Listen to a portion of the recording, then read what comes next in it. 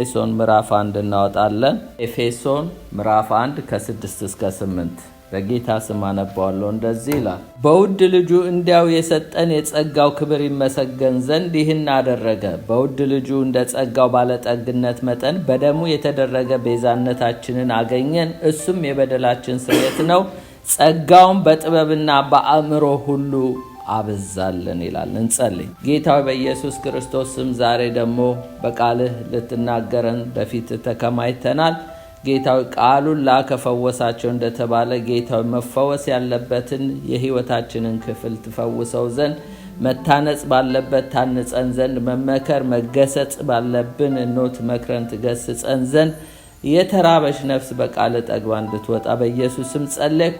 እኔንም ጉባኤውንም ተናገረን በኢየሱስ ክርስቶስ ስም አሜን። በውድ ልጁ እንዲያው የሰጠን የጸጋው ክብር ይመሰገን ዘንድ ይህን አደረገ። በውድ ልጁ እንደ ጸጋው ባለጠግነት መጠን በደሙ የተደረገ ቤዛነታችንን አገኘን። እሱም የበደላችን ስርየት፣ ጸጋውም በጥበብና በአእምሮ ሁሉ አበዛልን። የዛሬው የስብከቴ ርዕስ ወይም የትምህርት ክፍላችን የጸጋው ክብር ይመሰገን ዘንድ ይህን አደረገ የሚል ነው። to the praise of the glory of his grace ይላል። የጸጋው ክብር ይመሰገን ዘንድ ይህን አደረገ ይላል። የኤፌሶን መጽሐፍ የጸጋ መልእክት ተብሎ ነው የሚጠራው። የጸጋ መልእክት ተብሎ ነው የሚጠራው ማለት the epistle of grace ይባላል። ለምንድነው የጸጋ መልእክት ተብሎ የተጠራው? 12 ጊዜ ስለ ጸጋ በመንዚህ በ6 ምዕራፎች ውስጥ 12 ጊዜ ስለ ጸጋ ተጠቅሷል። የሚገርማችሁ በምዕራፍ 1፣ በምዕራፍ 2፣ በምዕራፍ 3፣ በምዕራፍ 4 5ን ይዘልና ምዕራፍ 6 ላይ ስለ ጸጋ ተነግሯል። ስለዚህ በሁሉም ምዕራፍ ማለት ይቻላል ከምዕራፍ 5 በቀር ስለ ጸጋ ተናግሯል። እና ደግሞ 12 ጊዜ ምዕራፉ 6 ነው፣ እጥፍ ጊዜ ነው እንግዲህ ስለ ጸጋ የተነገረውና ይሄ the epistle of grace የጸጋ መልእክት ተብሎ ይጠራል። ዋና ቲሙ ወይም ጭብጥ ሐሳቡ ምንድነው? ጸጋ የሚለው ነው። ጸጋ የሚለው ነውና በተለይ ምዕራፍ 2 ላይ heavy focus on it ይላል። በጣም ፎከስ ተደርጎ የድነታችን ነገር የተጻፈበት የጸጋው ሚስጥር እዛ ላይ አለ። መጽሐፍ ቅዱስ ስለ ጸጋ ምን ይለናል? እስቲ አንዳንድ ነገሮች ከመጽሐፍ ቅዱስ ልበል። ሐዋርያ ሥራ ምዕራፍ 4:33 ላይ እንዳጠና ነው በሁሉም ላይ ታላቅ ጸጋ ነበረባቸው የሚል ቃል አለ። ሐዋርያትም የጌታ ኢየሱስ ክርስቶስን ትንሣኤ በታላቅ ኃይል ይመሰክሩ ነበር፣ በሁሉም ላይ ታላቅ ጸጋ ነበረባቸው ይላል። እነማን? የኢየሩሳሌም ቅዱሳን። የኢየሩሳሌም ቅዱሳን ላይ በሁሉም ላይ ታላቅ ጸጋ ነበረባቸው ይላል። ሐዋርያ ሥራ ምዕራፍ 11:23 ላይ ደግሞ እነዚህ ደግሞ የአንጾኪያ ክርስቲያኖች ናቸው፣ አህዛቦች እንደኔና እንደናንተ ማለት ነው። እርሱም ይላል ማን? በርናባስ መጥቶ የእግዚአብሔርን ጸጋ ባየ ጊዜ ደስ አለው፣ ሁሉንም በልባቸው ፈቃድ ጌታ ጸንተው ይኖሩ ዘንድ መከራቸው ይላል። የአህዛብን ቤተክርስቲያን የኢየሩሳሌምን ቤተክርስቲያን በጸጋ ሪች ነበሩ። በርናባስ እንዲያውም ተልኮ መጥቶ እዛው ቀረው፣ የጸጋው ነገር አስደስቶት ነው። ምን ይላል? የእግዚአብሔርን ጸጋ ባየ ጊዜ ደስ አለው ይላል። በማን ላይ? በእነዚህ አህዛብ ክርስቲያኖች ላይ ነው። በኢየሩሳሌም ላይ ደግሞ በሁሉም ላይ ታላቅ ጸጋ ነበረባቸው ይላል። ሁለቱም ቤተክርስቲያኖች የአህዛብም የአይሁዶችም ሁለቱም ምን ሆነው ነበር? በጸጋ ሪች ነበሩ ማለት ነው። ዛሬስ አሁኗ ቤተክርስቲያን እንዴት ነች በጸጋ ብለን ልንጠይቅ ይገባል።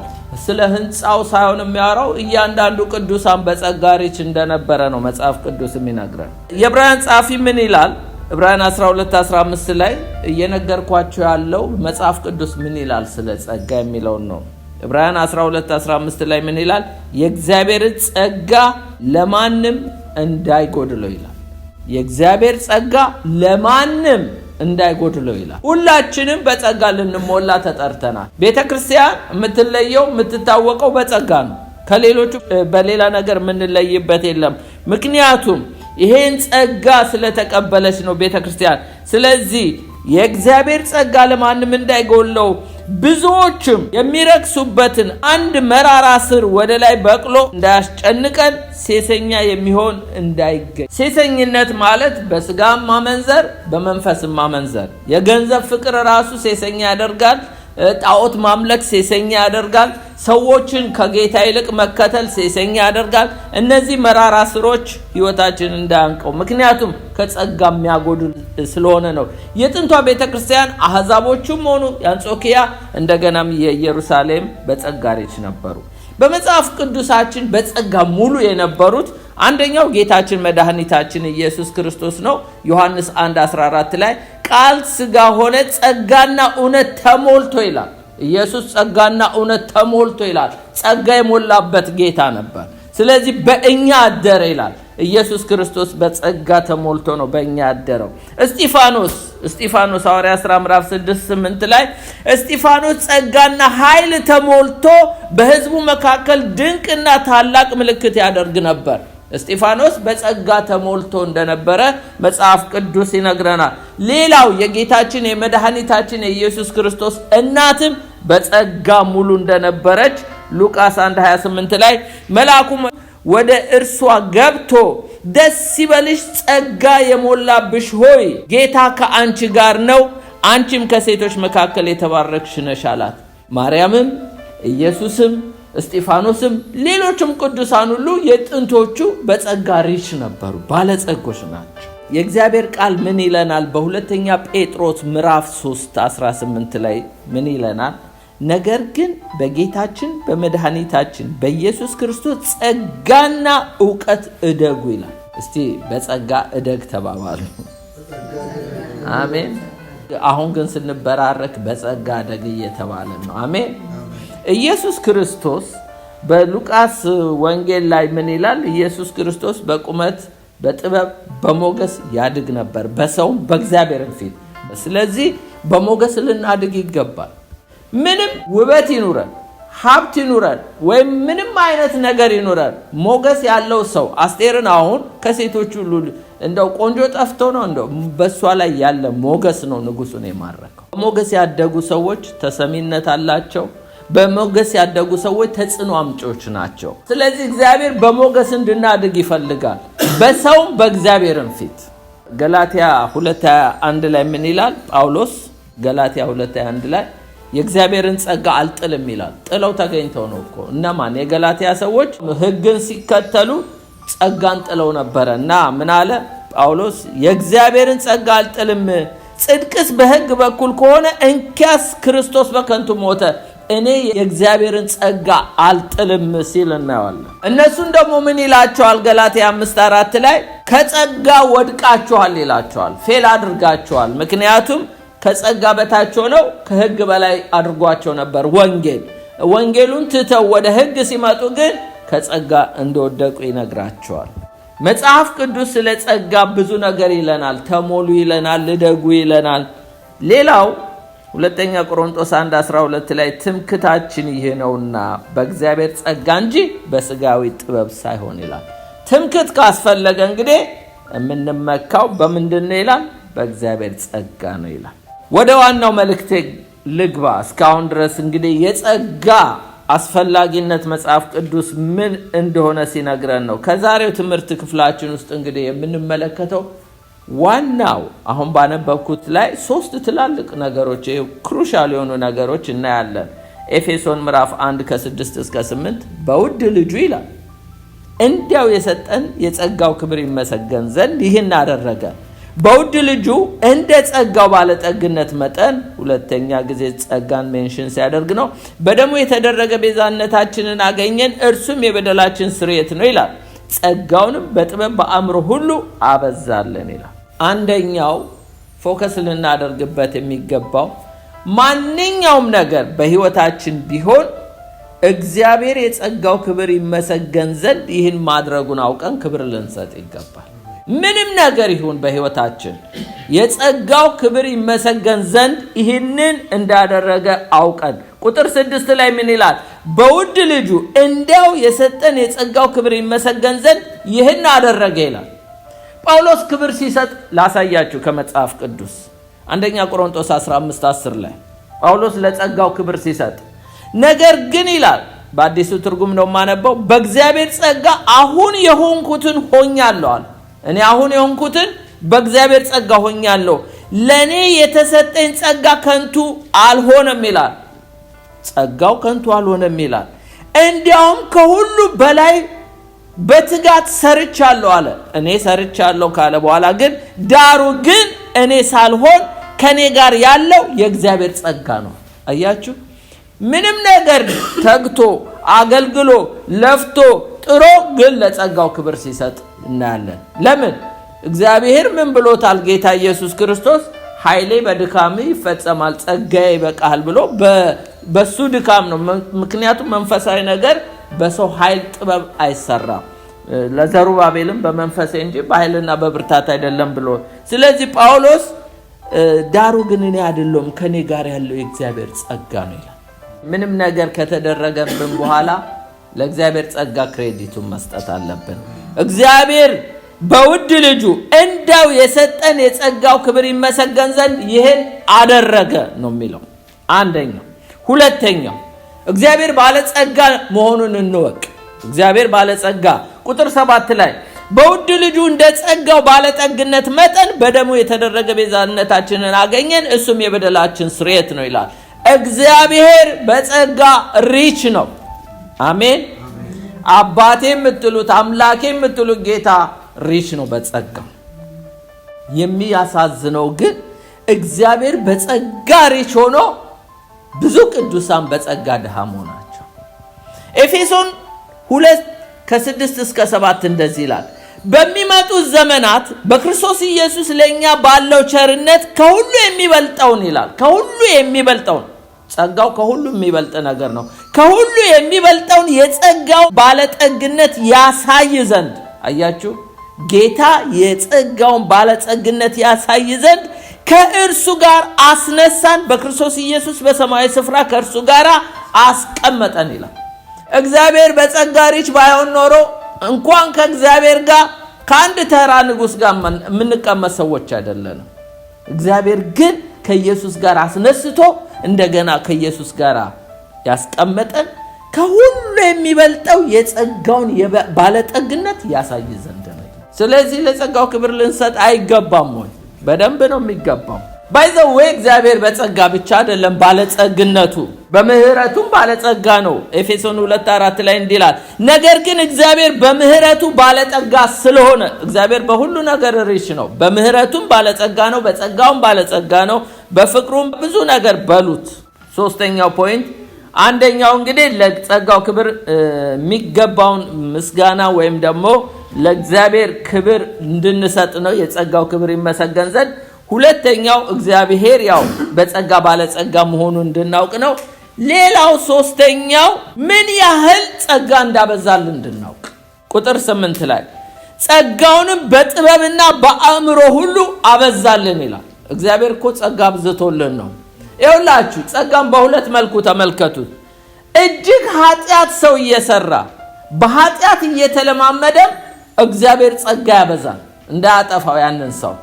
ያ እንዳውም ምን ይሉታል በቲዮሎጂ ቺፕ ግሬስ ይባላል። ቺፕ ግሬስ ማለት ሰው ኃጢአት እየሰራ እና በኃጢአት እንጽናን ይላል ጳውሎስ። ጸጋው እንዲበዛልን በኃጢአት እንጽናን።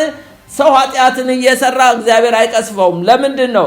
የጸጋው ብዛት ከኃጢአት በላይ ስለሆነ። ኢየሱስ የኃጢአትን ብዛት ሸፍኖ ነው በጸጋው ሰዎችን ያዳነው። ሌላው ደግሞ ጸጋ ምንድነው? እንደ አንጾኪያ ቤተክርስቲያን እንደ ኤፌሶን ቤተክርስቲያን ጌታን በመከተል በጸጋ ሪች የሚሆኑ ደግሞ አሉ።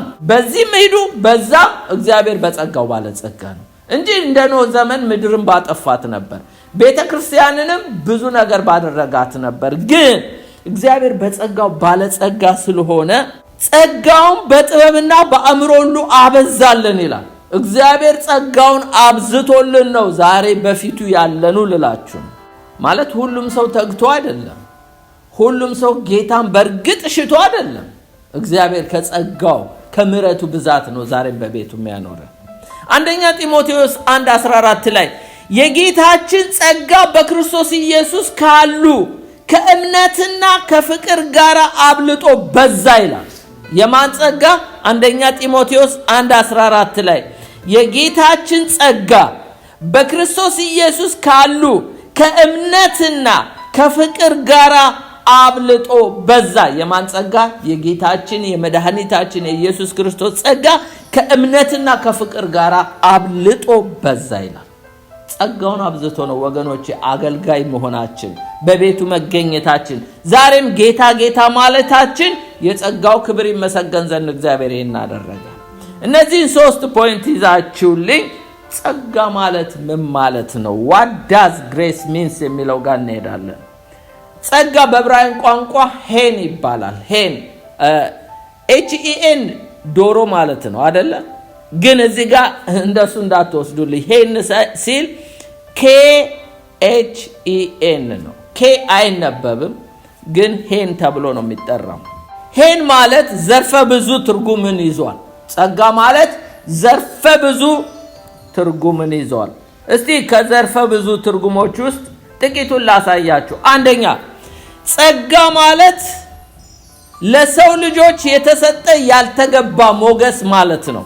unmerited favor ማለት ነው። ሁለተኛ ጸጋ ማለት ለሰው ልጆች የተሰጠ ያልተገባ ደግነት ማለት ነው። unmerited kindness ማለት ነው።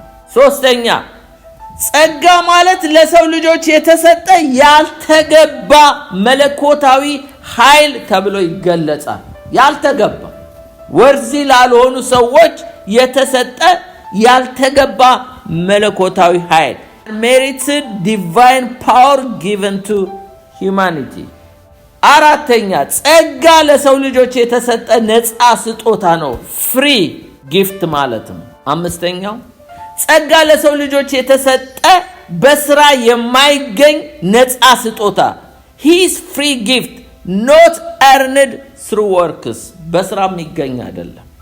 የመጨረሻ እና በኢየሱስ ክርስቶስ በኩል ለሰዎች ሁሉ ይሄ ጸጋ ይገኛል።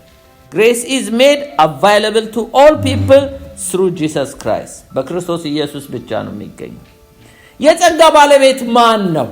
የጸጋ ባለቤት who is the owner of grace the source of grace ወይም the owner of grace ዘጸአት 34:6 ላይ እንዲላል ሙሴ እግዚአብሔርን ባክ በፊት ሞገስ አግኝቼ እንደሆነ ክብርህን አሳየኝ ብሎ በጸለየ ጊዜ እግዚአብሔርን በፊቱ አልፎ እግዚአብሔር መሐሪ ሞገስ ያለው እስቲ ሞገስ ያለው በሉ ታጋሽ ባለብዙ ቸርነትና እውነት ይላል። እግዚአብሔር ሞገስ ያለው ማለት ግሬስ ያለው ማለት ነው። ሞገስ ያለው በብሉይ ኪዳን ሞገስ ያለው ማለት ፌቨር ወይም ግሬስ ያለው ማለት ነው። እግዚአብሔር ነው የሞገስ ባለቤት የጸጋ ባለቤት። አብም ወልድም መንፈስ ቅዱስም the source of grace እንደሆነ ያሳየናል። አንደኛው እግዚአብሔር ዛሬ በመናጠናው የትምህርት ክፍላችን ውስጥ ኤፌሶን 1:8-6 በውድ ልጁ እንዲያው የሰጠን የጸጋው ክብር ይመሰገን ዘንድ ማን የሰጠን? እግዚአብሔር አብ ነው። በማን? በውድ ልጁ የሰጠን ይህን አደረገ ካለ በኋላ አሁንም በውድ ልጁ እንደ ጸጋው ባለጠግነት መጠን ማን? እግዚአብሔር አብ በደሙ የተደረገ ቤዛነታችንን አገኘን እርሱም የበደላችን ስርየት ነው ካለ በኋላ ጸጋውንም በጥበብ በአእምሮ ሁሉ አበዛልን ይላል። the ultimate source of grace is God the Father። እግዚአብሔር የጸጋ ሁሉ ምንጩ ባለቤት እንደሆነ ይናገራል። ስለ ኢየሱስ ክርስቶስ ሲናገር ቅድም ባነበብኩት ዮሐንስ 1:14 ላይ ቃል ሥጋ ሆነ ጸጋና እውነት ተሞልቶ በእኛ አደረ አንድ ልጁ ከአባቱ ዘንድ እንዳለው ክብር የሆነ ክብሩን አየን። ስለዚህ ኢየሱስ ጸጋ ተሞልቶ የመጣ ጌታ ነው። ስለ ሆሊ ስፒሪት ሁለተኛ ቆሮንቶስ 12:9 ላይ እርሱም ጸጋዬ ይበቃሃል ኃይሌ በድካም ይፈጸማል አለኝ። እንግዲህ የክርስቶስ ኃይል ያድርብኝ ዘንድ በብዙ ደስታ በድካሜ እመካለሁ ይላል ጳውሎስ። በአጠቃላይ the source of grace is God the Father, God the Son, God the Holy Ghost ነው። ስንት አይነት ጸጋ አለ ለሚለው ነው types of grace በሁለት እንከፍላቸዋለን። አንደኛው common grace የጋራ ጸጋ ይባላል። ሁለተኛው redemptive ወይም saving grace የቤዛነት ወይም ደግሞ የማዳን ጸጋ ይባላል። ይሄ common grace የሚባለው ምን ማለት ነው? የጋራ ጸጋ የሚባለው ኮመን ግሬስ ፍቺው ምንድነው? ለሰዎች ሁሉ ለአማኞችም ሆነ ለማያምኑ ሁሉ የእግዚአብሔር ዩኒቨርሳል ቸርነት ነው። እግዚአብሔር ለሁላችንም የሚሰጠው ነው። ጄነራል ብሌሲንግ ይባላል። ኖት ስፒሪቹዋል። ምክንያቱም ስፒሪቹዋል ብሌሲንግ ኦንሊ ለቢሊቨርስ ወይም ለአማኞች ነው። ይሄ ግን ለሁሉም ለሰው ልጆች እግዚአብሔር የሚሰጠው ጸጋ ነው። ሌላው ጋድስ ካይንድነስ ቱ ኦል የእግዚአብሔር ቸርነት ለሁሉም ነው። ለምሳሌ ላሳያችሁ። ጥሩ የአየር ሁኔታ ጉድ ዌዘር እግዚአብሔር ለሰው ልጆች ሁሉ የሰጠው ነው። ጥሩ የአየር ሁኔታ። ሌላው የተፈጥሮ ችሎታ ናቹራል ታለንት የተባለው ለሰው ልጆች ሁሉ ነው እግዚአብሔር የሰጠው። ሌላው ክርስቲያን ባልሆኑ ሰዎች የተሰሩ የሳይንስ ግኝቶች ሳይንቲፊክ ዲስከቨሪ የሆኑ ሜድ ባይ ነን ክርስቲያን። አሁን ለምሳሌ በዓለም ላይ የተሰሩ እነዚህ ሁሉም በክርስቲያን አይደለም የተሰራው፣ ባላመኑ ሰዎች ነው። ይሄ የእግዚአብሔር ስጦታ ነው። ሌላው በህብረተሰቡ ላይ ያለ አጠቃላይ ስርዓት ማለት the general ordering of society ሰዎች ሁሉ በስርዓት መውጣታቸው መግባታቸው፣ ይሄ ሁሉ ሰው ኃጢአት እየሰራ ሁሉም ሰው አልቆ ጠፍቶ እንዳይቀር እግዚአብሔር እንደዚህ አድርጎ ያኖራል። በእግዚአብሔር ቃል እመጣላችኋለሁ። ይሄ ኮመን ግሬስ የሚባለው የእግዚአብሔር ቃል ምን ይላል? እግዚአብሔር ደግነት ለማን? አሁን እግዚአብሔር ዩኒቨርሳል ቸርነት ነው። ይሄ ለሰው ልጆች ሁሉ የሰጠው ቸርነት ነው ብለናል። ሮሜ 1 ከ28 እስከ 31 እንዲህ ይላል፣ እግዚአብሔርን ለማወቅ ባልወደዱ መጠን። አያችሁ፣ እግዚአብሔር እንግዲህ ለማወቅ በማይወዱ ሰዎች ላይ ነው ይሄን ግሬስ የሚሰጠው፣ ኮመን ግሬስ የተባለው። እግዚአብሔር የማይገባውን ያደርጉ ዘንድ ለማይረባ አእምሮ አሳልፎ ሰጣቸው ይላል። ለአእምሮአቸው ተሰጥቷል የፈለጉትን እንዲያደርጉ። አመጽ ሁሉ፣ ግፍ ሁሉ፣ መመኘት ሁሉ፣ ክፋት ሁሉ ሞላባቸው ይላል። ቅናት፣ ነፍስ መግደል፣ ክርክር፣ ተንኮል፣ ክፉ ጠባይ ተሞሉ ይላል። የሚያሾኮሽኩ ሐሜተኞች፣ አምላክን የሚጠሉ። አያችሁ፣ አምላክን ለሚጠሉ ሰዎች ነው ይሄ ኮመን ግሬስ የተሰጠው። ሌላው የሚያንገላቱ፣ ትዕቢተኞች፣ ትምክተኞች፣ ክፋትን የሚፈላልጉ፣ ለወላጆቻቸው የማይታዘዙ፣ የማያስተውሉ፣ ውልን የሚያፈርሱ፣ ፍቅር የሌላቸው፣ ምሕረትን ያጡ ናቸው ይላል። እግዚአብሔር ለእንደነዚህ አይነት ሰዎች ቢች እየሄዱ እንዲዝናኑ ጥሩ ወይዘር ሰጥቷቸው እንዲበሉ እንዲጠጡ ጥሩ ፍሩት የምድርን ፍሬ ብሉ ጠጡ ብሏቸዋል። አይገርማችሁ? አይ አንተ የኔ ተከታይ ነህ፣ አንተ ጥሩ ፍሩት ብላ፣ አንተ መርዝ ብላ አላላቸው።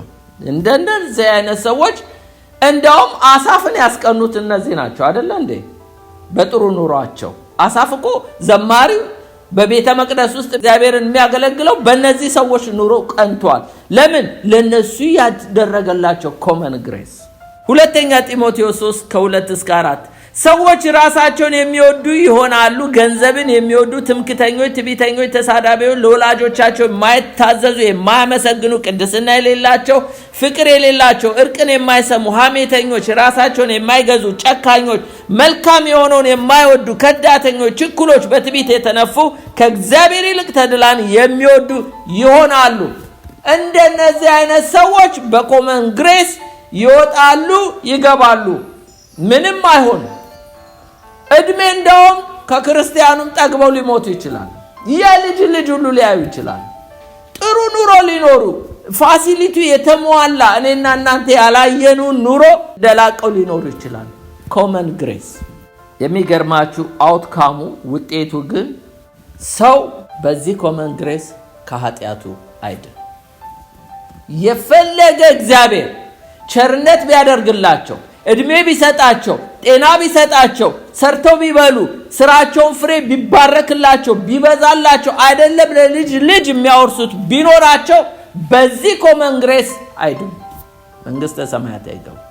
ዛት ኢዝ ኮመን ግሬስ። አሁን በዓለማችን ላይ የምታያቸው ሰዎች በሙሉ የሚኖሩት በኮመን ግሬስ ነው። ባይ ዘ ዌይ እኛም በኮመን ግሬስ ውስጥ እንኖራለን። ለኛ ግን ደብል ፖርሽን ነው። ሴቪንግ ግሬስም አለ፣ ኮመን ግሬስም አለ። አያችሁ፣ ሰዎች እንዲህ ያደረጉ በዚህ ነገር እኔ ምን አጠፋው እግዚአብሔር ባርኮኛል ይላሉ እኮ። እግዚአብሔር ባርኮኛል ይላሉ። በኮመን ግሬስ ስለተባረኩ ደህንነት ያገኙ ይመስላቸዋል። በኮመን ግሬስ ደህንነት የለም። የፈለገ ሰው ባለጸጋ ቢሆን፣ የፈለገ ሰው ኃያል ቢሆን፣ የፈለገ ሰው የተማረ ሊቅ ጠቢብ ቢሆን እግዚአብሔር ባርኮታል። አዎ በኮመን ግሬስ። ከኃጢአቱ ግን ይሄ ሰው ሊድን አይችልም።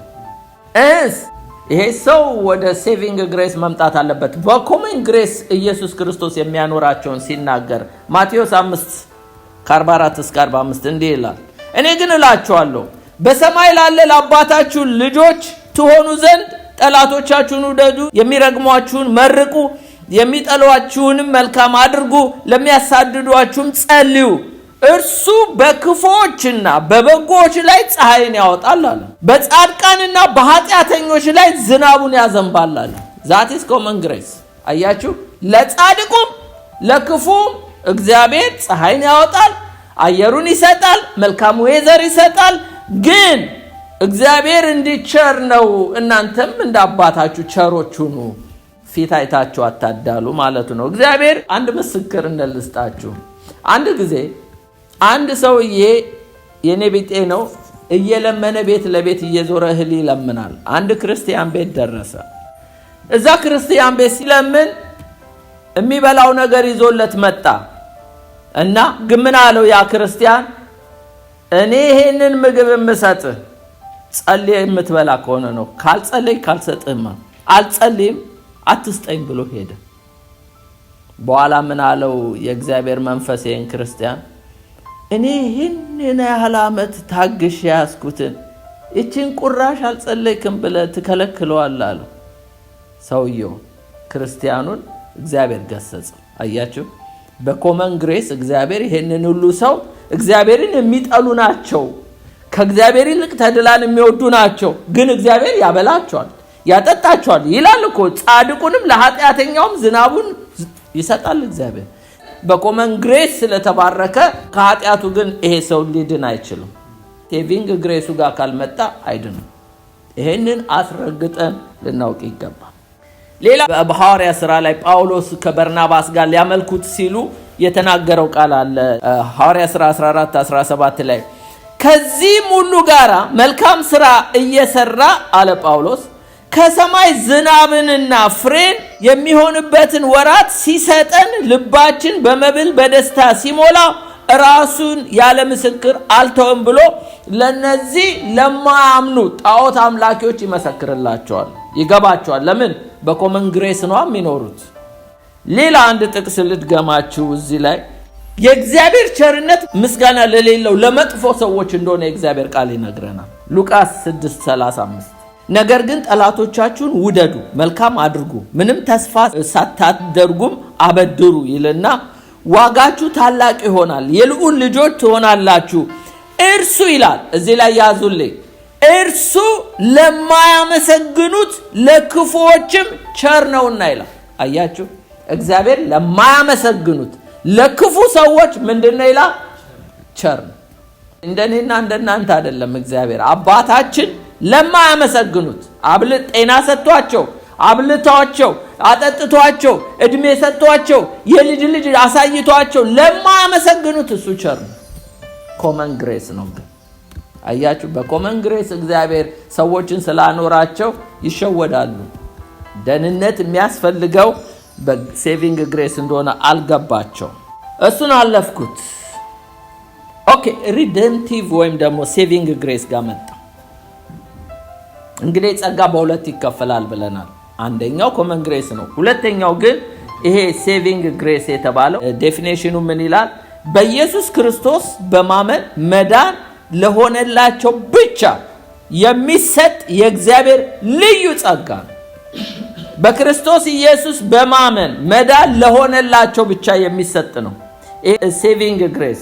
ሴቪንግ ግሬስ አንደኛ የመዳን ጸጋ ወይም የቤዛነት ጸጋ ብለን ልንጠራው እንችላለን። ኤፌሶን ምዕራፍ 2:8-9 ይላል፣ ጸጋው በእምነት አድኗችኋል፣ ይህም የእግዚአብሔር ስጦታ ነው እንጂ ከእናንተ አይደለም፣ ማንም እንዳይመካ ከስራ አይደለም ይላል። እናንተ የዳናችሁት ይላል በዚህ ሴቪንግ ግሬስ ነው። ዛት ኢዝ ጊፍት ነው የሚላቸው። ጸጋው በእምነት አድኗችኋል ኤፌሶን 2:8-9 ይህም የእግዚአብሔር ስጦታ ነው እንጂ ከናንተ አይደለም፣ ማንም እንዳይመካ ከስራ አይደለም ይላል። ይሄ ጸጋ ሴቪንግ ግሬስ የተባለው እንግዲህ ሪደምፕቲቭ ወይም ደግሞ የመዳን ጸጋ የቤዛነት ጸጋ ተብሎ ይጠራል። ይሄ ግሬስ the foundation of salvation ወይም የደህንነታችን መሰረቱ ነው። ቲቶ 2:11 ላይ ሰዎችን ሁሉ የሚያድን የእግዚአብሔር ጸጋ ተገልጧል ይላል። የምንድንበት ወይም ሰዎች ሁሉ የዳኑበት ጸጋ ነው። ሮሜ 3:24 ላይ በኢየሱስ ክርስቶስ በሆነ ቤዛነት በኩል እንዲያው በጸጋ ይጸድቃሉ ይላል። በምን ይጸድቃሉ ይላል? በክርስቶስ ኢየሱስ በሆነ ቤዛነት በኩል እንዲያው በጸጋ ይጸድቃሉ። ለምን? ይሄ ግሬስ the foundation of our salvation። ይሄ እንግዲህ አንደኛው ሴቪንግ ግሬስ ነው። ሁለተኛው ይሄ ዲቫይን ኢምፓወርመንት የምናገኝበት ወይም ደግሞ ስትሬንግዝ የምናገኝበት ጸጋ ነው። አቅም ጉልበት የምናገኝበት ነው። ሁለተኛ ቆሮንቶስ 12:9 ላይ ሁለተኛ ቆሮንቶስ 12:9 ቅድም ብየዋለሁ። እርሱም ጸጋ ይበቃል፣ ኃይሌ በድካም ይፈጸማል አለኝ። እንግዲህ የክርስቶስ ኃይል ያድርብኝ ዘንድ በብዙ ደስታ በድካሜ ልመካ ወዳለሁ። ይሄ ደግሞ መዳኛ ብቻ ሳይሆን ስትሬንግዝ የምናገኝበትም ነው። አቅም ጉልበት፣ መንፈሳዊ ጉልበት የምናገኝበት ጸጋ ነው። ሶስተኛ ሰርቪንግ ግሬስ ይባላል። ሰርቪንግ የመጀመሪያው አልኳችሁ ሴቪንግ ግሬስ ነው ወይም ሪደምፕቲቭ ግሬስ ልትሉት ትችላላችሁ። ሁለተኛው ስትሬንግዝኒንግ ወይም ደግሞ ዲቫይን ኢምፓወርመንት ልትሉት ትችላላችሁ። መለኮታዊ ማበረታቻ፣ የሚያበረታን የሚያጎለምተን። ሶስተኛው ሰርቪንግ ግሬስ ነው። ሶስተኛው ሰርቪንግ ግሬስ አንደኛ ጴጥሮስ 4:10 ላይ ልዩ ልዩ የእግዚአብሔር ጸጋ ደጋግ መጋቢዎች እንደመሆናችሁ። አንድ አስምሩልኝ ጸጋን እዚህ ሜንሽን ሲያደርገው እያንዳንዳችሁ የጸጋ ስጦታ እንደተቀበላችሁት። ሁለተኛ ጸጋን ሜንሽን ሲያደርገው እንደተቀበላችሁ መጠን በዚያው ጸጋ ለሶስተኛ ጊዜ እርስ በርሳችሁ አገልግሉ። ደግሜ ያነባዋለሁ። ይሄ ሰርቪንግ ግሬስ የምናገለግለው በጸጋ ነው። እንዴት እንደምናገለግል በአንደኛ ጴጥሮስ 4:10 ላይ ልዩ ልዩ የእግዚአብሔርን ጸጋ ደጋግ መጋቢዎች እንደመሆናችሁ እያንዳንዳችሁ የጸጋ ስጦታ እንደተቀበላችሁ መጠን በዚያው ጸጋ እርስ በርሳችሁ አገልግሉ ይላል። አሜን። ስለዚህ የዳንበት ጸጋ ነው። ስትሬንግዝ የምናገኝበት ጸጋ ነው፣ አቅምና ጉልበት። ሌላው ደግሞ ሰርቭ የምናደርግበት ጸጋ ነው። አውትካሙ ውጤቱ ምንድነው? ወደ ዘላለም ሕይወት የሚመራ ጸጋ ነው።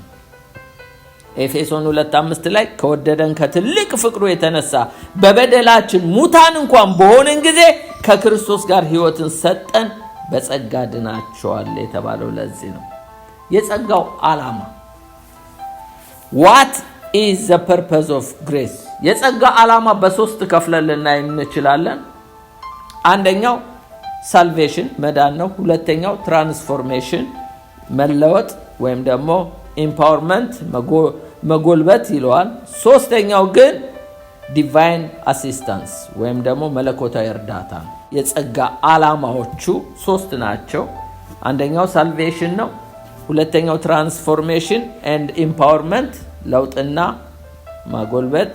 ሌላው ሶስተኛው ዲቫይን አሲስታንስ ወይም መለኮታዊ እርዳታ ነው።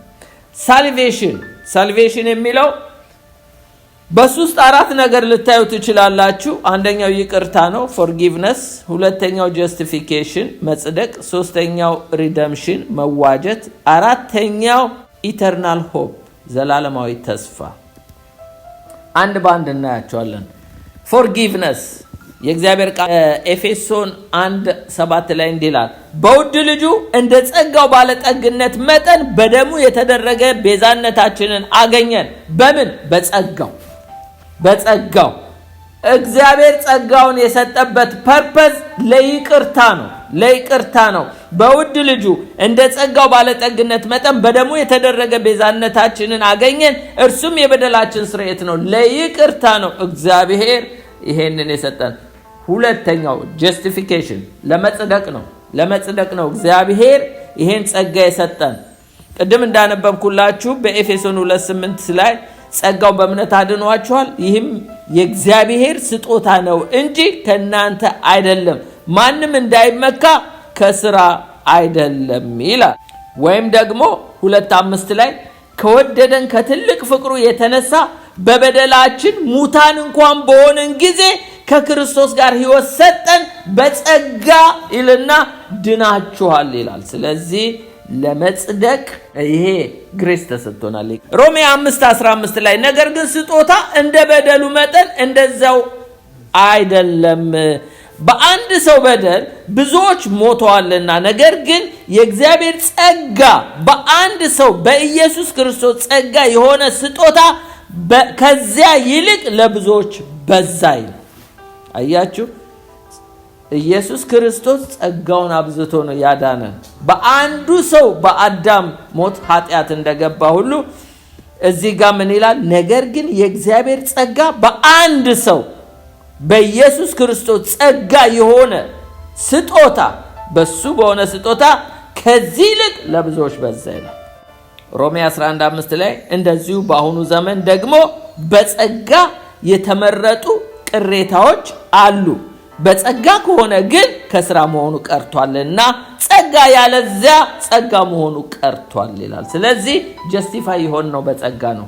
ሌላው ሪደምሽን፣ ይሄ ሴቪንግ ግሬስ ኤፌሶን 1:7 ላይ በውድ ልጁ እንደ ጸጋው ባለጠግነት መጠን በደሙ የተደረገ ቤዛነታችንን አገኘን፣ እርሱም የበደላችን ስርየት ነው የሚለው የተዋጀንበት ነው።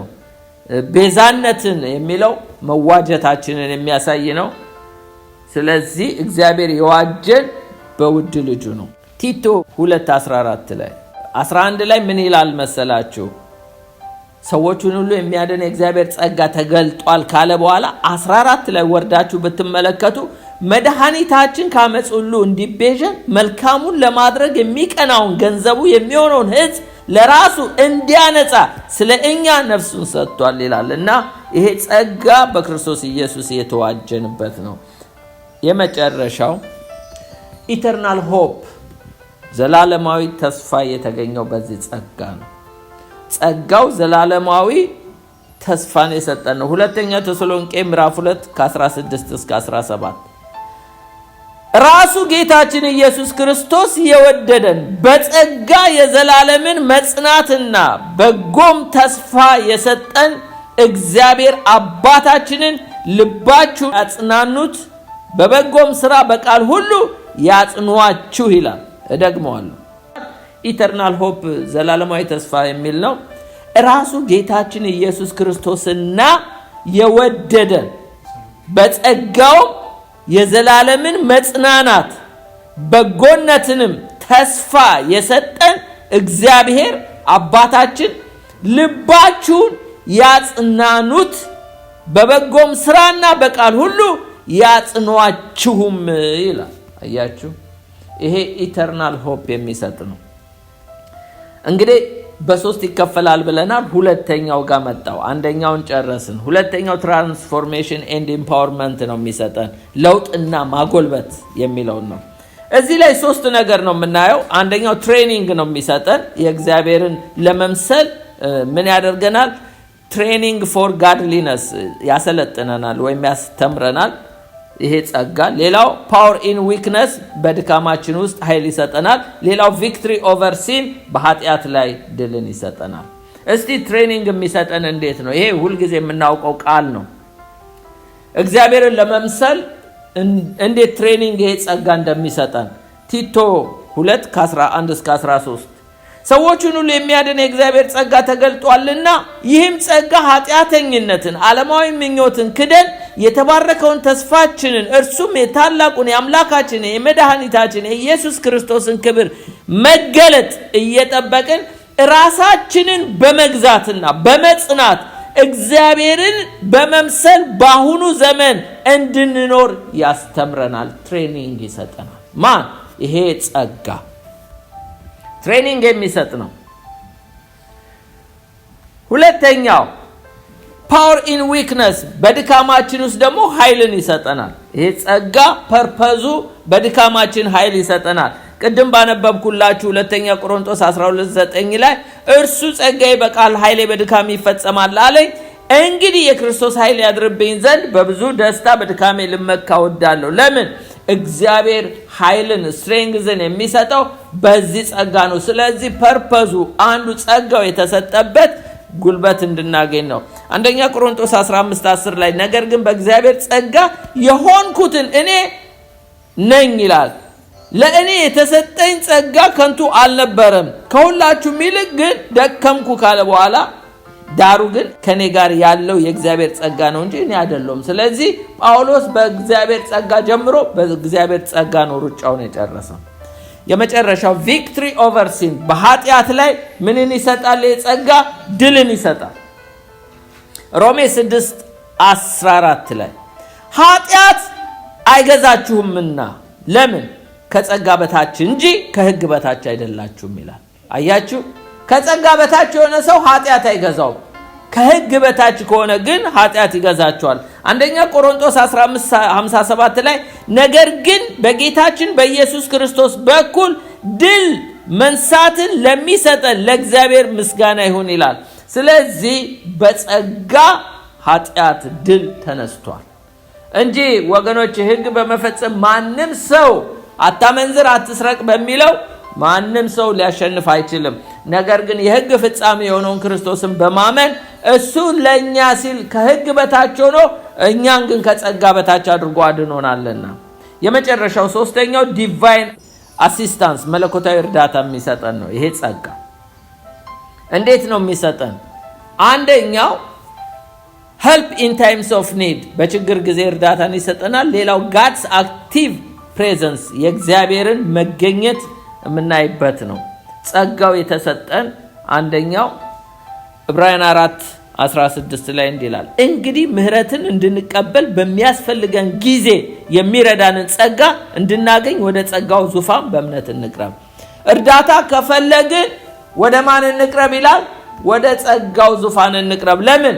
ካለ ጸጋ መበርታት የለም፣ ካለ ጸጋ መዳን የለም፣ ካለ ጸጋ ማገልገል የለም፣ ካለ ጸጋ ምንም ነገር ማድረግ አንችልም። ስለዚህ እንግዲህ ምህረትን እንድንቀበል በሚያስፈልገን ጊዜ የሚረዳንን ጸጋ እንድናገኝ ወደ ጸጋው ዙፋን በእምነት እንቅረብ ይላል።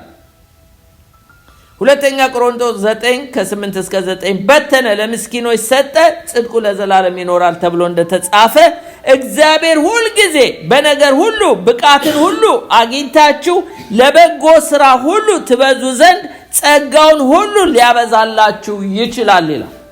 እግዚአብሔር ሁል ጊዜ በነገር ሁሉ ብቃትን ሁሉ አግኝታችሁ ለበጎ ስራ ሁሉ ትበዙ ዘንድ ጸጋውን ሁሉ ሊያበዛላችሁ ይችላል ይላል። አሜን።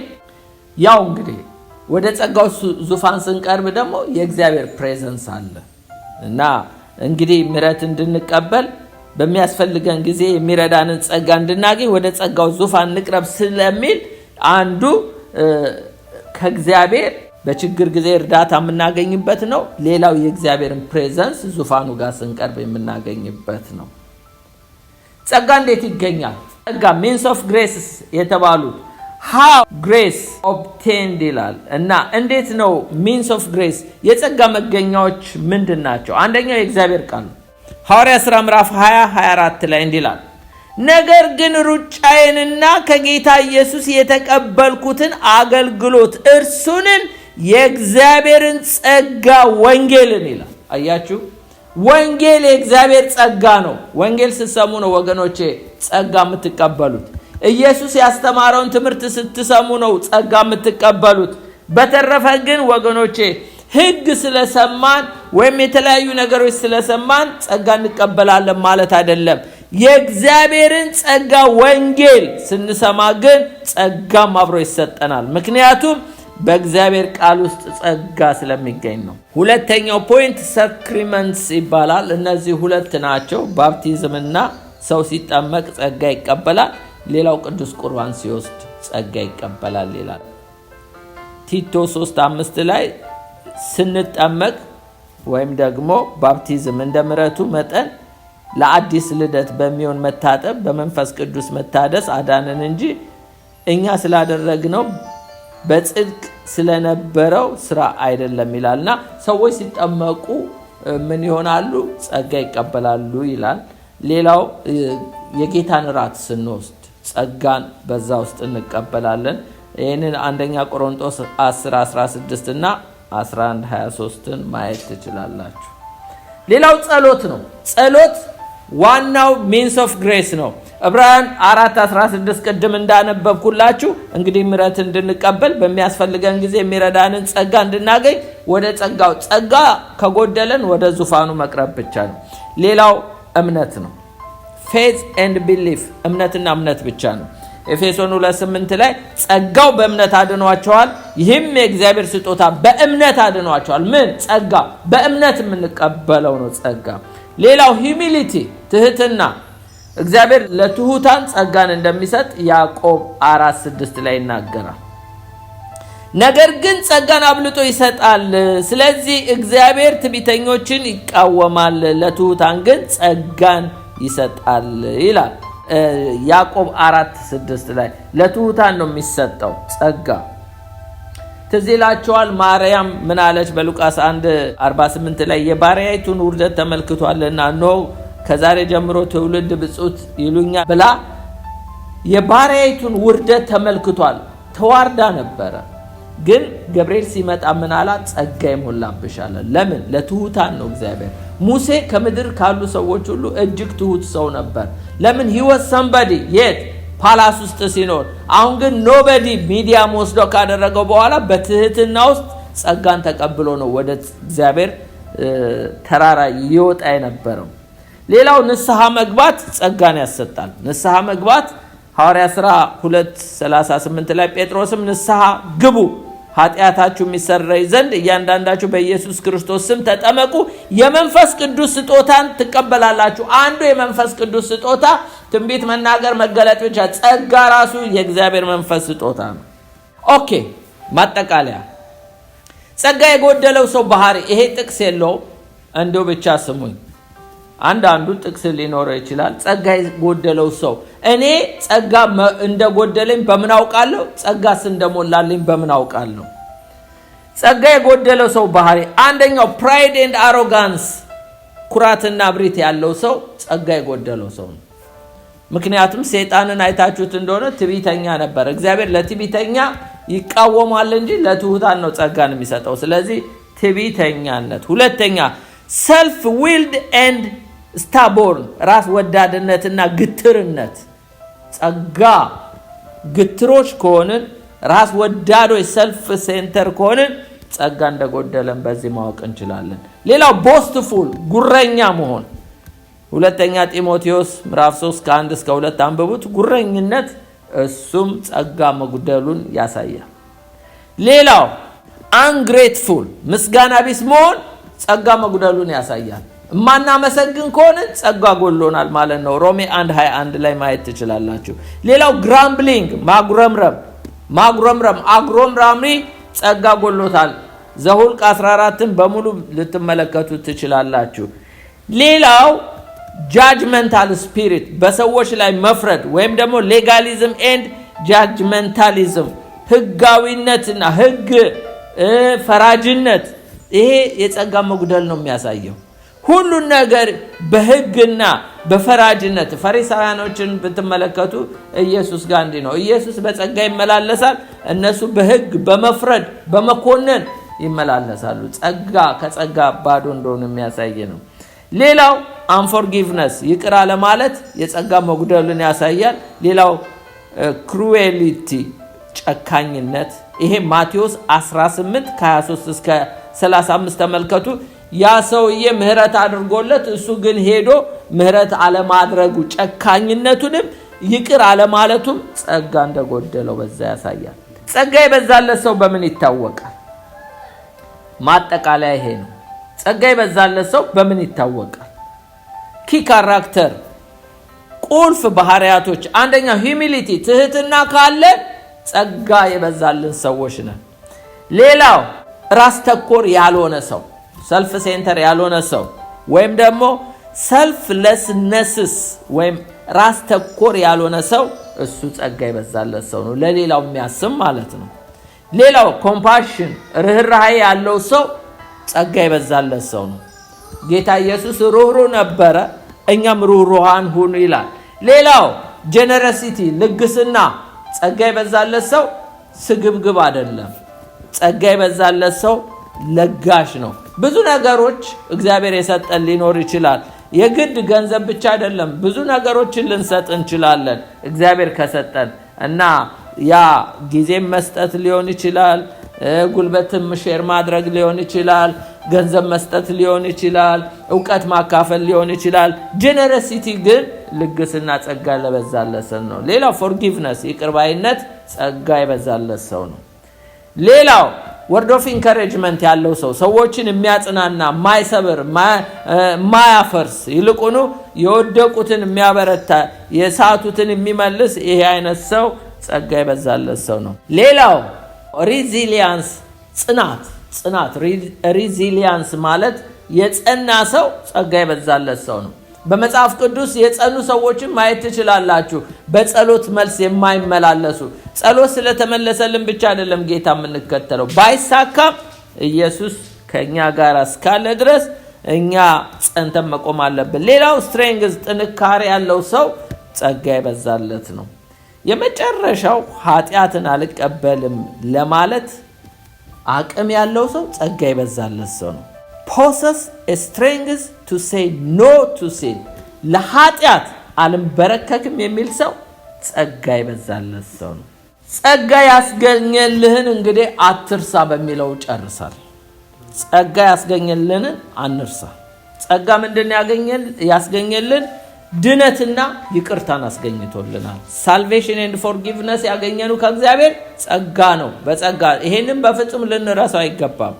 ሌላው በጽድቅ መኖር እና የመኖር ኃይል በጽድቅ የመኖር ኃይል የጸጋ ውጤት ነው። empowerment to living righteously። ሌላው በኃጢአት ላይ ያለው ድል የጸጋ ውጤት ነው። ወገኖቼ ማንም ኃጢአትን አያሸንፍም በጸጋ ካልሆነ victory over sin። ሌላው መመሪያና መንፈሳዊ መታደስ ተሐድሶ ወይም ደግሞ ጋይዳንስ ኤንድ ስፒሪቹዋል ሪኒዋል የተገኘው በጸጋ ነው። ይሄን ልንረሳ አይገባም። ሌላው አነቃቂ አገልግሎት ማንኛውም መንፈሳዊ ሪቫይቫል ወይም ምንሰጠው ሞቲቬቲንግ ሰርቪስ እነዚህ በጸጋ ብቻ ናቸው። ይሄን መርሳት የለብንም። ታማኞችን ማጽናት ወይም ደግሞ sustaining the faithful እነዚህን የጌታን ታማኞች ማጽናት የጸጋ ውጤት ነው። የመጨረሻው የተስፋና የማበረታቻ ምንጭ መሆኑን ጸጋን መርሳት የለብንም። a source of hope and encouragement ነው። ጌታ ይባርካችሁ።